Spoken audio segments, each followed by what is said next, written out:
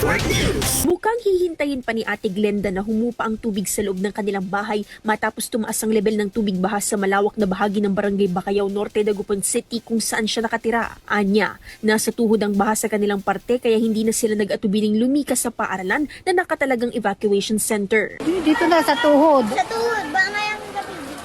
Kahapon po. Kasi tumataas kasi. Ito ganun.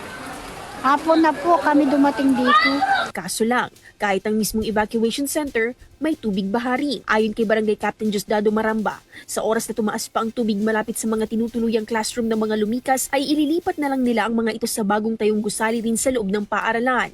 Medyo marami-rami ang evacuate namin ngayon, ma'am. Kaya, At saka medyo naabot na yung kwarto ng school namin. Kaya aburido kami. Nakikita naman dito sa loob ng school, sa Pascuala, medyo malalim na po. May mga nakatalaga namang welfare desk mula sa Red Cross upang bigyan ng assistance ang mga lumikas habang patuloy ang pagroronda ng barangay sa lahat ng sakop na sitio. Samantala, naabutan namin ng mga pamilyang ito sa Calasiao Sports Complex matapos ring piliin na lumikas na dahil sa taas ng tubig baha sa kanya-kanya rin nilang barangay. Tulad ni Ate Anita na lumikas na rin dahil hanggang dibdib na umano ang tubig sa bahagi ng Poblacion East kung saan sila nakatira.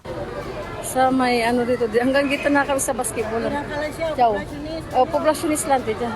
Inagana namin pong umalis. Alam na namin kasing may darating na naman ng Tinas na namin yung mga gamit namin po, tapos yung mga importante. Bukod sa Poblacion East, kabilang din ang mga barangay ng Gabon, Lasip, Mancop, Nalsyan, Lumbang, Talibao, Longos at Kabilukaan na may naitalang residenteng lumikas sa nasabing complex.